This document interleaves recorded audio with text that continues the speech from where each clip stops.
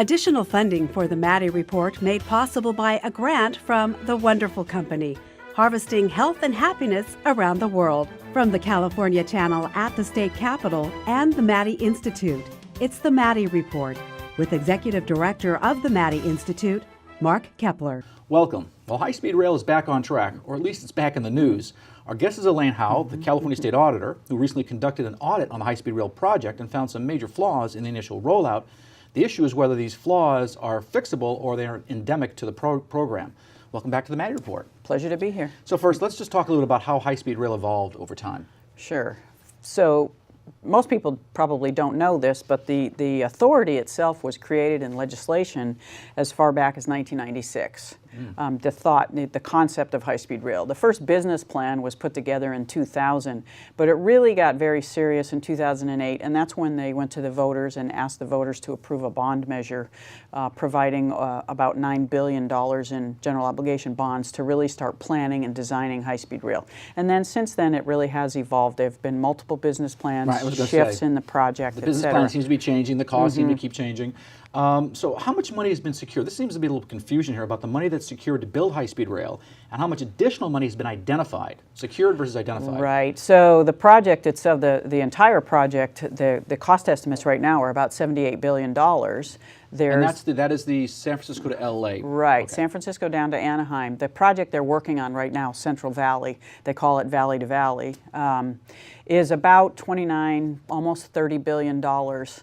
Much of that has been secured, about half of it, I think, has been secured through some federal money that the state of California received, cap and trade money, some of the future revenues, they're hoping to get additional cap and trade money. Kind of leverage the cap and trade and say, right. It's kind of like getting a mortgage, right? You can get more money if you say, we have this revenue stream coming in. Exactly. Like a salary for a person. Right. Okay, so it sounds like they have enough money to do that valley portion.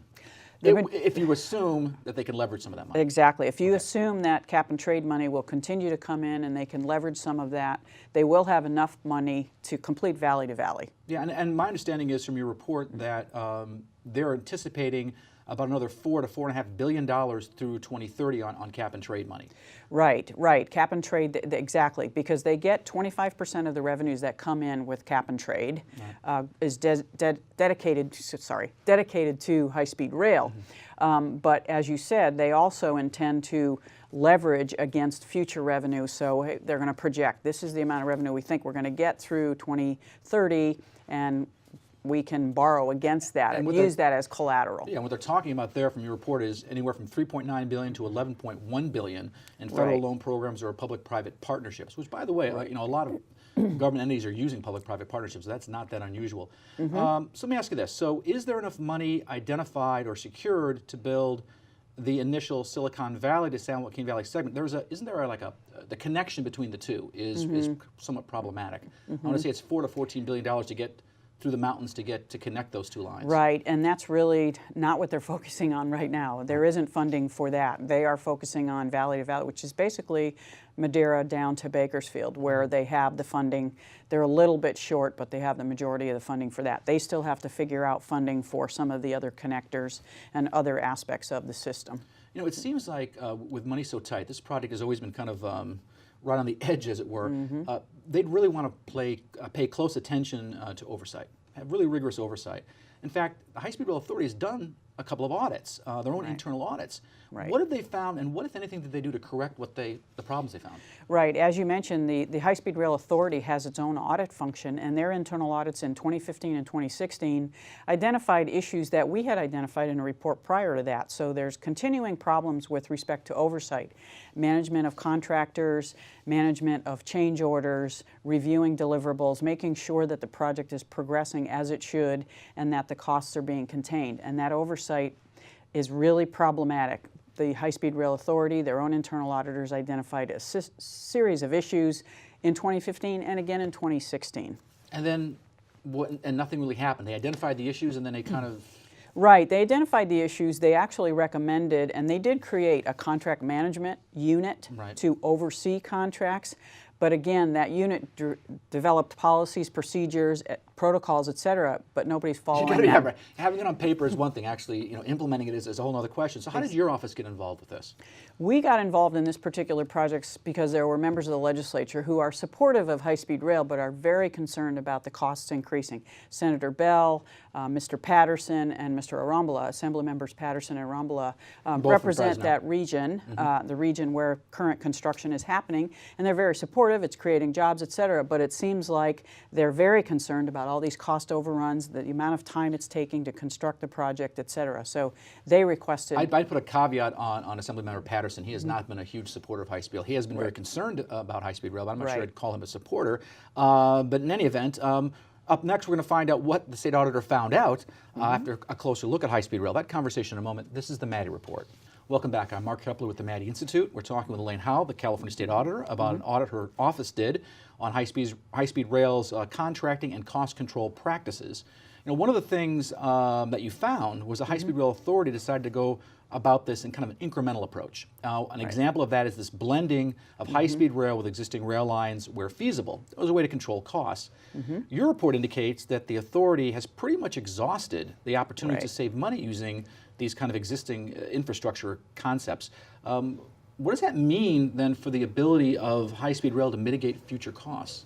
Well, certainly blending is no longer an option. They have exhausted all of the opportunities to blend and to work to integrate with Caltrain and share track, that sort of thing. What it means is they really have to step up their oversight, cost controls, project management, those sorts of things, because we're at risk of the cost of this project increasing incrementally, particularly since some of the future construction is going to be some of the most complex, where they have to tunnel through mountains and build infrastructure that is much more complex than what they're currently working on. And tunneling through the mountains is it's not just like every mountain's the same, right? Because there's shale, there's different kinds of geological configurations they're going to have to deal with. So, and some of this is going to be extremely expensive. Exactly. I thought it was really interesting that under the state law, you have to build a system between San Francisco and Los Angeles in 2 hours and 40 minutes. Right. And with this blended system, they've calculated they could do it in 2 hours, 36 minutes, and 56 seconds. So That's just exactly under the wire. Right. And that's part of the reason why they can't do any more blending, because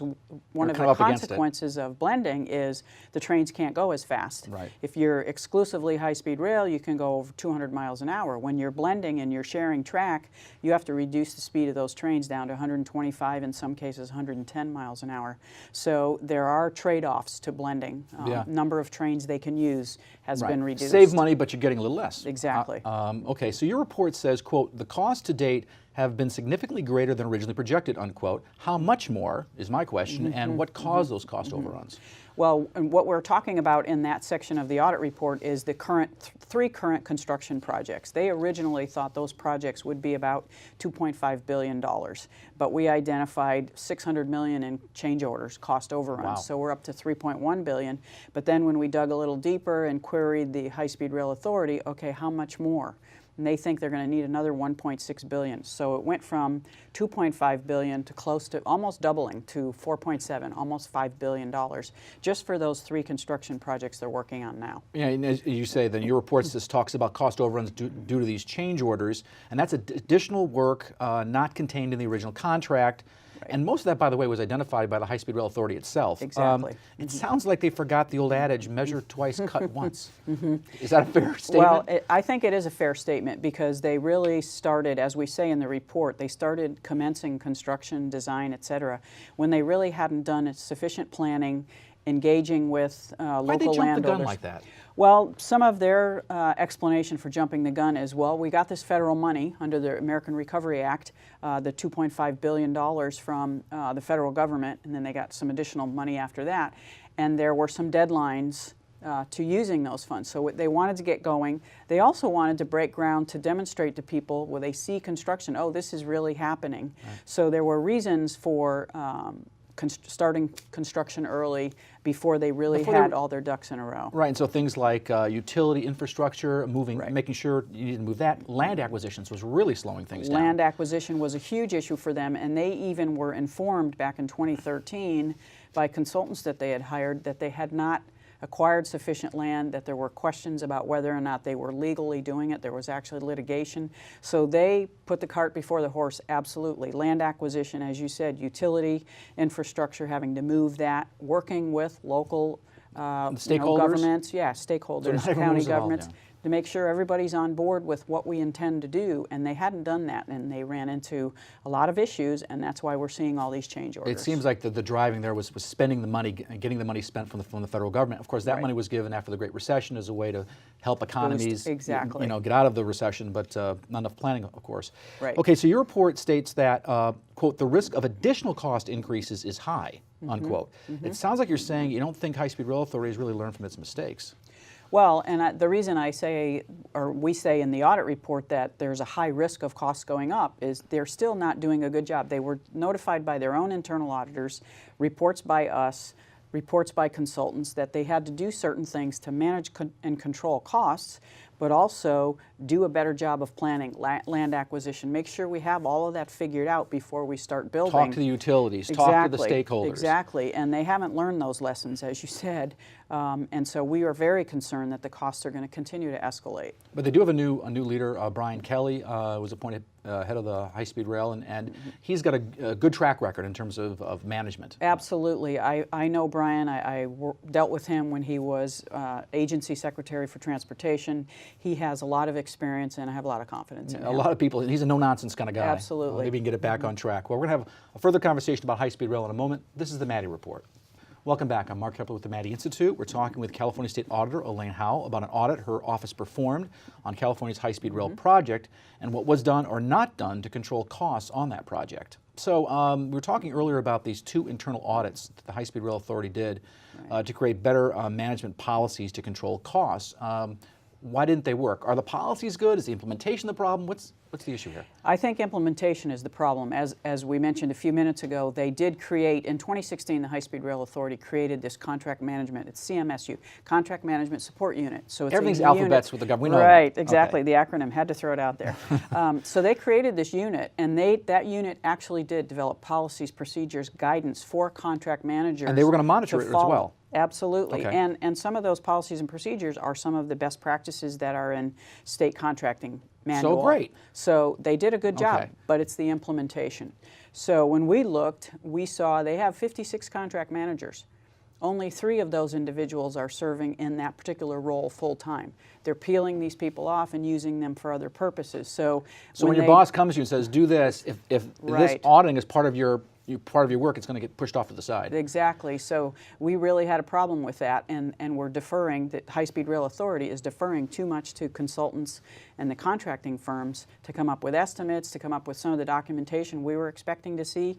We couldn't go to those contract managers. It sounds like a little problematic. I mean, if you're having consultants kind of overseeing this project because maybe they have a dog in the fight. There's a little bit of a conflict of interest. We talked about that in the report, where in fact there were some consultants overseeing other consultants. The state needs to be, the High-Speed Rail Authority needs to be involved and be the decision maker in some of these instances. We looked at 9 contracts, over a little over $1 billion for those contracts, and we saw an analysis of invoices, but we didn't see any expectations as far as what the deliverables should look like. Are we assessing the quality and the quantity of the work?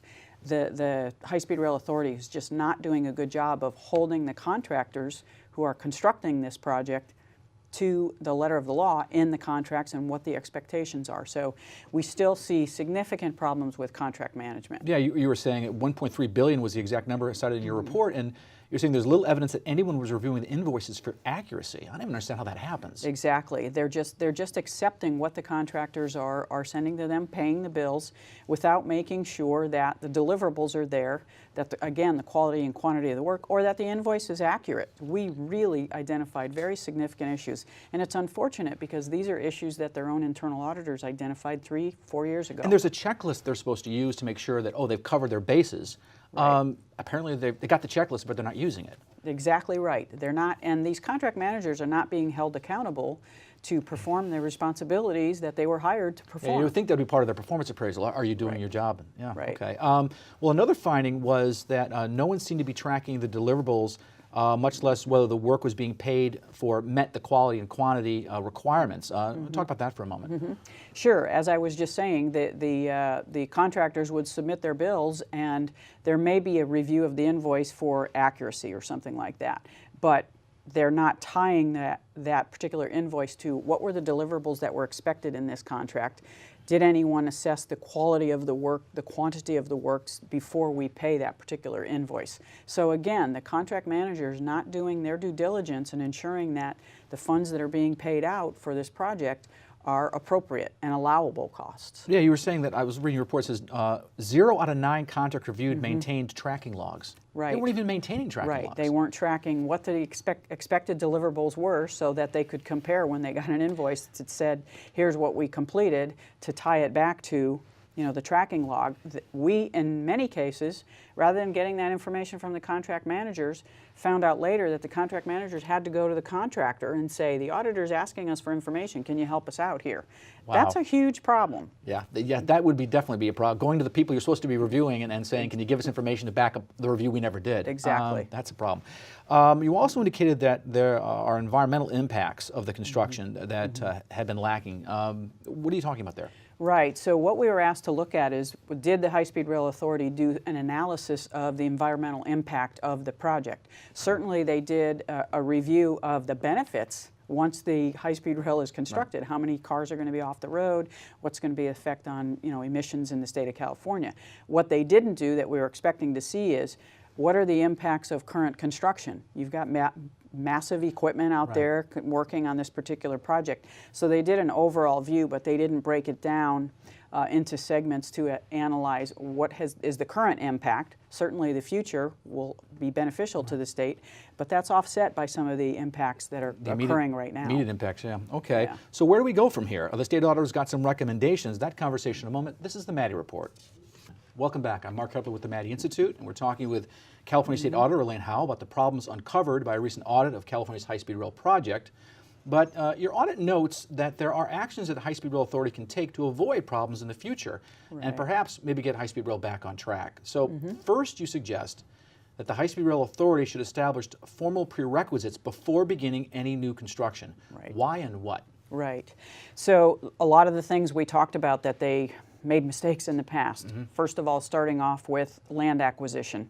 That was a huge issue and a major contributor to the cost overruns that we've seen thus far. You know, when we were doing earlier shows, I was just telling you that was a consistent theme. Right. Gee, we need X number of thousands of parcels. We've only got a few hundred, secured. Right. It's a big issue. Right. So when we talk about benchmarks or prerequisites, making sure that you have some of that taken care of and figured out before you move forward with future construction. Then there's the utility property issue? Acquisition. Utility, infrastructure, as far as any need to move any of that infrastructure. They were surprised by that. They were surprised by that, and they were intending to rely on some of the utilities to do some of that work, and the utilities said, no, we're not going to be able to do that. So the authority ended up having to contract for that, and the prices doubled and in some cases tripled as far as how much it's going to cost to relocate some of those utilities. That can So really have blow your some budget. of that figured out ahead of time, and establish benchmarks for how much of it you want figured out. You also talked about stakeholders. Absolutely. You've got to engage with stakeholders, local county governments,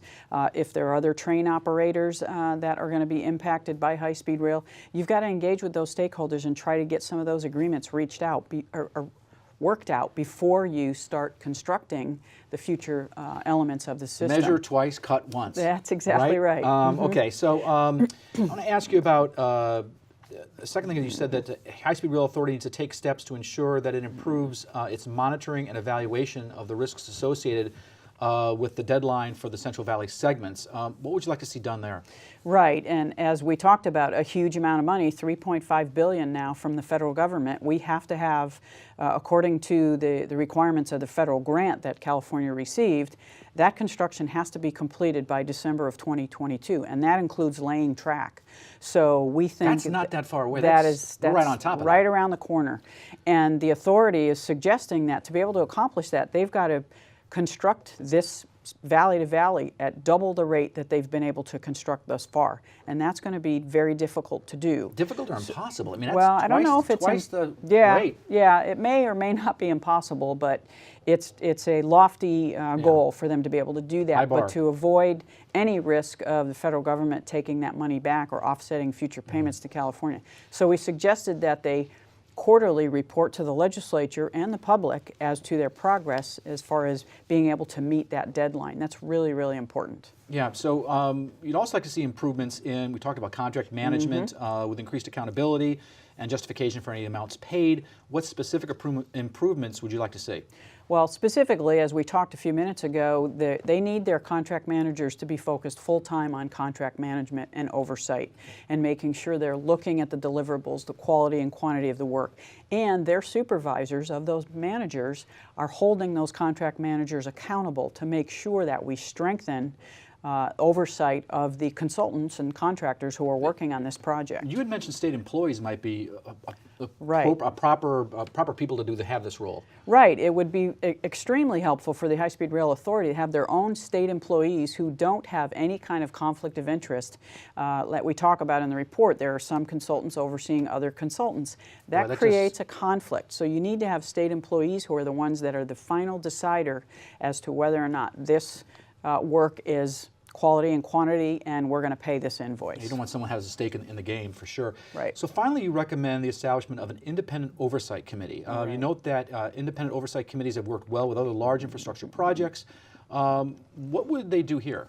Right. So we refer to the toll bridge retrofit project, and when the legislature, that project was several bridges, mostly in the Bay Area, that needed to be retrofitted for earthquake safety, and some of those costs were ballooning. So the legislature created an oversight committee for the toll bridge, a seismic retrofit program, and that really reduced costs because there's this independent group. So we think that model would work very well with high-speed rail. Even though they have their own board, we think an independent oversight group to really question and query decisions that the board and the authority are making with respect to this project would help contain costs. You know, put a fine point in it, because I drilled down in your report. You know, I read these things. You said that that particular commission that was looking at the toll bridge saved $866 million and 7 years of potential delays. Exactly. So And that's pretty significant. And some of that decision making was, no, we don't need to do this. Let's do this. It's less expensive. It still creates, you know, a safe bridge for Californians, and we need that kind of oversight on the high-speed rail project in California. I was going to say, well, there's the road forward for high-speed rail, but since it's high-speed rail, maybe that's the track forward. I want to thank the State Auditor, Elaine Howle, for joining us. If you want to stay current with state and local politics, you can log on to our website at maddyinstitute.com. This is Mark Keppler for the Maddy Report. Thanks for joining us. If you'd like to share your thoughts about the points and opinions expressed on the Maddy Report, visit our website at maddyinstitute.org.